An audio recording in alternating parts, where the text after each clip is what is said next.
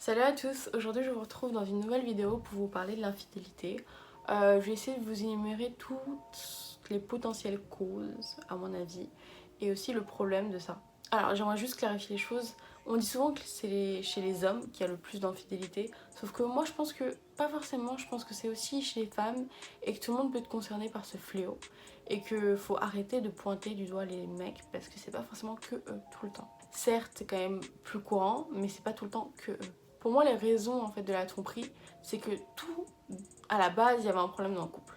Il y avait un problème dans le couple parce que vous vous engueuliez, peut-être que vous alliez pas ensemble, peut-être que c'était monotone. Il y avait toujours un problème dans le couple. Et il y a d'autres raisons qui sont comme les pulsions, ce qui peut arriver. Je pense que ça peut vraiment arriver. Sur le coup, t'as envie, bah tu la trompes, mais sans. Ou tu le trompes sans que vraiment tu le veuilles, juste par débilité sur le moment et par manque de contrôle de soi.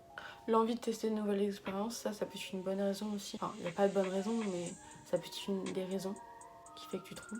La vengeance, si par exemple la fille ou le mec t'a trompé et que t'as envie de te venger, bah, tu vas le tromper en retour. Ou juste pour éviter la routine et juste te sortir du train-train quotidien, monotone. Je pense qu'en fait toutes ces raisons c'est un problème de manque de communication et de manque de complicité.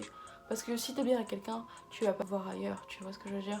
Mais c'est pas pour autant que les filles ou les mecs qui se font tromper doivent avoir un manque de confiance en eux et doivent vous culpabiliser parce que ce n'est pas votre faute, c'est la faute du couple en général, pas vous.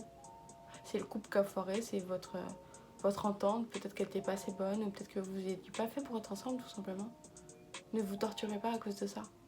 Aussi, il y a une dernière raison, je pense que c'est un peu de la lâcheté de la part de la personne qui trompe, qui veut pas dire et qui fuit en fait tout simplement. Et ouais, qui veut rester dans son train-train quotidien, mais en même temps qui veut avoir un bonus à l'extérieur. Et sauf que ça marche pas comme ça. Il a juste pas les couilles de le faire en fait. Ou elle a juste pas les couilles. En tout cas, je pense que la pire erreur qui peut se faire, c'est de pardonner.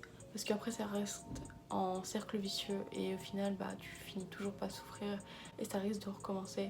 Et ça, je pense que c'est la pire chose.